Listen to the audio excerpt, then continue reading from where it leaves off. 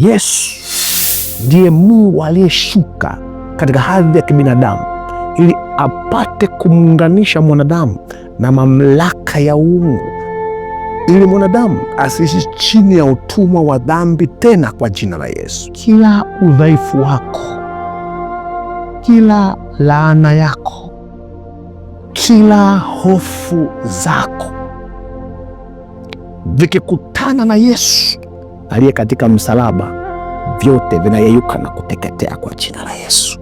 Dhambi imechimba shimo kubwa kati yako wewe na Mungu, daraja lenye uwezo wa kutoa huko uliko na kukuunganisha na mamlaka ya kiungu inaitwa msalaba wa Kristo, msalaba wa upatanishi. Kwa msalaba ni daraja lililojengwa juu ya shimo ambalo dhambi ililichimba.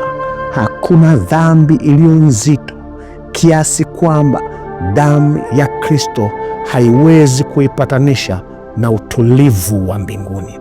Chaos, vurugu zilizoletwa na dhambi kwenye maisha yako, hakuna vurugu unayopitia ambayo msalaba wa Kristo utashindwa kuunganisha maisha yako yaliyojaa vurugu na utulivu wa mbinguni.